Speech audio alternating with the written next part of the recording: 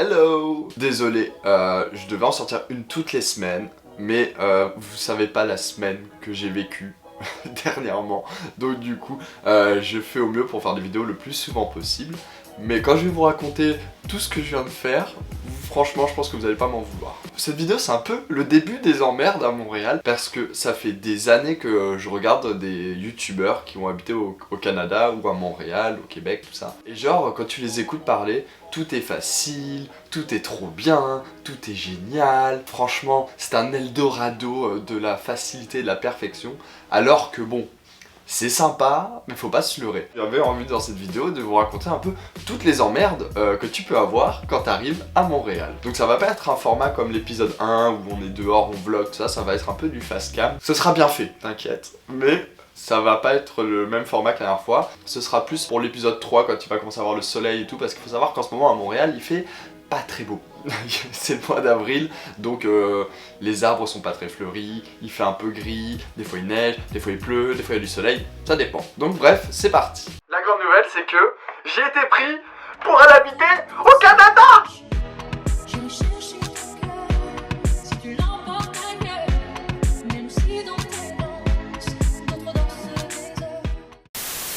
Donc d'abord, j'avais envie de commencer par le fait de trouver un appartement. En fait, ce qu'il faut savoir déjà, c'est qu'avec le Covid, il y a eu des grosses augmentations de prix, que ce soit pour trouver un appartement, ou quand tu vas au restaurant, ou que tu fais des achats, etc. C'est pas du tout les prix qu'il y avait à l'époque. Les prix des pintes sont chers, le restaurant c'est très cher, faire des courses c'est assez cher, donc déjà prévoyez un bon budget. Trouver un appartement quand t'es en PVT, comme nous, il faut savoir que tout fonctionne avec une carte de crédit et tu as une cote de crédit. Et donc pour que cette cote de crédit soit bonne, il faut que tu sois un bon payeur. Donc il faut que tu utilises un maximum ta carte et que tu n'oublies pas de bien rembourser ta carte.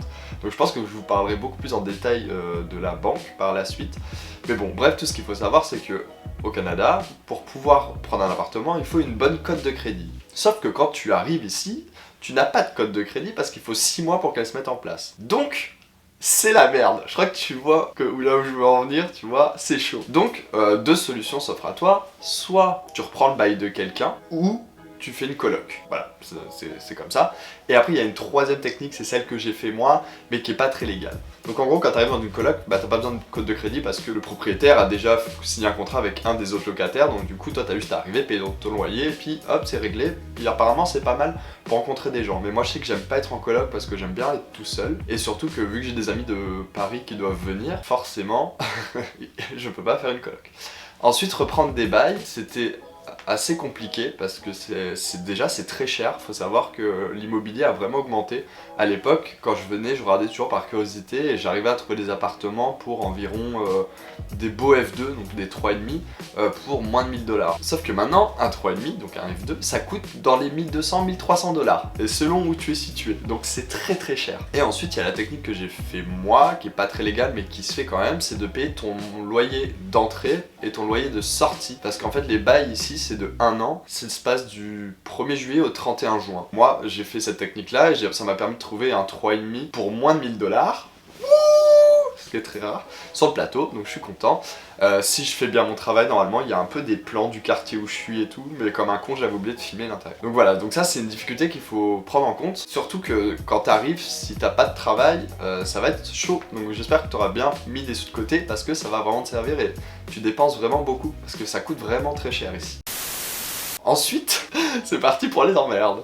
Donc pendant que j'ai mon appart, je me suis dit il me faut un forfait téléphonique ici. Et là pareil, il y a plusieurs solutions pour avoir un numéro québécois. Soit tu utilises des applications qui te permettent d'avoir un numéro de téléphone mais tu passes par la data, par internet, et ça coûte cher à Montréal. Soit tu prends un forfait québécois. Moi j'avais découvert un opérateur qui s'appelait Fizz et qui m'ont complètement baisé. Donc en gros, j'ai pris la carte, je l'ai mis dans mon portable et ça marche pas. Et donc ça fait 15 jours que ma carte est censée être activée.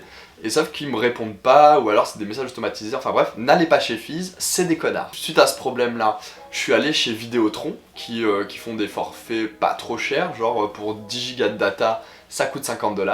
Pour 19,99€ chez Free, tu as 210 Go.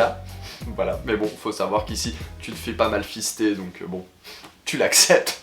Et tu mets du gel. Ou alors tu fais comme moi, donc moi en fait j'ai pris un forfait Vidéotron avec 0 Go de data et un forfait Free qui marche à l'étranger. Faut savoir que chez Free, tu peux avoir 25 gigas à l'étranger, aux États-Unis, au Canada, etc. Donc du coup, moi ce que j'ai fait, c'est que vu qu'avec mon portable je peux avoir deux SIM, enfin une SIM et une eSIM, bah j'ai pris la eSIM de chez Free plus Vidéotron pour avoir un numéro ici, et du coup bah les deux marchent en même temps, et c'est super sympa. Moi je vous conseille de faire ça parce que c'est ce qui coûte le moins cher et ça vous permet d'avoir deux numéros. Donc voilà, juste n'allez pas chez Fizz parce que c'est vraiment de la merde, c'est tout un truc automatisé, il n'y a pas de boutique, etc. C'est genre un peu comme Soch ou Bianu, donc si t'as une merde, bah bon courage. Par la suite, je vais vous parler de la banque.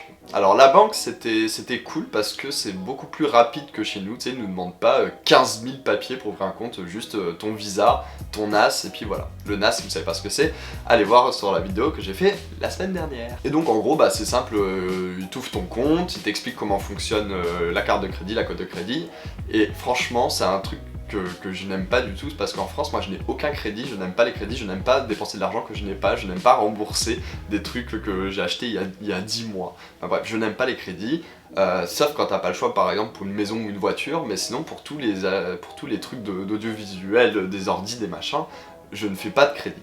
Et donc ici, on t'encourage à faire des crédits parce que plus tu payes avec ta carte de crédit, plus tu peux récupérer des dollars. Par exemple, je crois que tu récupères 2% sur la bouffe, 5% sur tel truc. Et c'est ce qui te fait avoir ta cote de crédit. Et c'est ce qui te permet de pouvoir tout faire. Si par exemple tu veux augmenter ton plafond de découvert, si t'as une bonne cote de crédit, c'est bon. Si tu veux acheter une maison, t'as une bonne cote de crédit, c'est bon. Tu veux acheter une voiture, t'as une bonne cote de crédit, c'est bon. Bref, tu vois ce que je veux en venir. Et donc du coup, il m'a expliqué tout ça. Pourquoi faire facile quand on peut faire compliqué? C'est comme ça que ça marche à Montréal, j'ai l'impression. Et donc, à la différence de chez nous, donc t'as la carte de crédit et la carte de débit. Donc quand tu sors de la banque, ils te donnent une carte de débit, c'est ce qui te permet de retirer de l'argent et de payer avec, mais apparemment c'est déconseillé parce que ça nique ta cote de crédit. Donc vaut mieux juste s'en servir pour retirer. Et la carte de crédit, elle te sert un peu à tout faire. Quand tu payes par crédit, t'as 28 jours pour rembourser ce que t'as payé dans le mois. Mieux tu payes ta carte de crédit, moins tu te prends de frais, et mieux tu payes ta carte de crédit, meilleure est ta cote de crédit. Voilà, c'est assez simple, faut juste être régulier et surtout ne pas oublier de rembourser sa carte parce que sinon tu peux être vite dans la merde. Le truc le moins chiant, c'est de trouver un travail. Ça pour le coup, c'est quand même assez facile. Alors, je dis pas que pour trouver un vrai travail où tu vas gagner beaucoup d'argent, ça va aller vite, mais par contre pour trouver un job, genre barman, vendeur, tout ça, moi je sais que j'ai postulé à 3 trucs. J'avais postulé à un bar, j'ai été pris 2 jours après. Ensuite j'ai postulé chez Chanel et j'ai ensuite déjà mon deuxième entretien. Enfin en une semaine j'ai eu 2 entretiens chez Chanel, c'était juste fou là. Et donc je pense que je vais travailler là-bas parce que je trouve ça méga cool, l'ambiance c'est sympa et... Puis pendant les entretiens d'embauche, c'est pas comme en France, tu sais, où quand tu fais un entretien d'embauche, t'as la boule au ventre, t'es un peu stressé, t'es angoissé. Là, pas du tout. Genre, t'arrives, elle te salue, elle te tutoie, on s'est assis, machin, on s'est posé, on racontait nos vies, ce qu'on a fait dans le passé, dans le futur. Mais en fait, c'est pas que toi qui parlais, le ciel te raconte un peu ce qu'elle a fait, machin. Et du coup, en fait, ça crée un échange, une conversation, et c'est pas du tout stressant. Et en fait, à la fin de l'entretien, t'as plus l'impression d'avoir discuté tranquillement avec ton manager ou ta directrice, mais vraiment comme 2 personnes égales, et ça c'est vraiment sympa. Ça enlève vraiment tout le stress, parce que déjà en plus quand t'es stressé, quand tu passes un entretien d'embauche, souvent tu te dis de la merde, ou il y a des trucs que tu oublies de dire parce que t'étais pas à l'aise, machin. Là du coup t'as vraiment pas ce stress là, donc je trouve ça méga cool. Ensuite j'ai postulé pour un travail de retoucheur photo, parce qu'il faut quand même savoir que mon vrai métier dans la vie c'est photographe et l'audiovisuel. Et donc du coup là, ils m'ont répondu aussi très vite. Pareil pour un autre poste de community manager dans une boîte de communication. Mais sauf que là, à la différence de la France, ils m'ont fait passer des tests de QI, enfin des tests de logique, tout ça en ligne avant de me faire passer un entretien. Mais en fait, il faut savoir que c'est quand même assez rapide d'avoir un entretien d'embauche, enfin une interview, comme ils appellent ça. Parce qu'en fait, il manque cruellement de gens ici pour travailler. Donc vous pouvez quand même trouver assez facilement votre travail qui va vous faire gagner pas mal d'argent. Et surtout, n'hésitez pas à négocier votre salaire, parce que je vous dis, la vie à Montréal a vraiment beaucoup monté avec le Covid là. Donc négociez bien vos salaires. C'était assez rapide, j'espère que vous avez compris et que la vidéo vous a plu. N'hésitez pas aussi à vous abonner à mon Instagram parce que je poste beaucoup plus de choses qu'ici en story, tout le là. Hein. Mais venez vous abonner vraiment parce que il y aura beaucoup plus d'actu que les épisodes sur YouTube, même si je vais en faire régulièrement, il y aura quand même beaucoup plus d'informations sur mon Instagram. Voilà, sur ce je vous fais plein de bisous et je vous dis à très vite, parce que le soleil va arriver et tout, on va pouvoir faire des trucs charmés et tout avec PL, avec mes potes et tout, enfin bref ça va être trop bien. Donc je vous fais des gros bisous et à très bientôt pour une prochaine vidéo.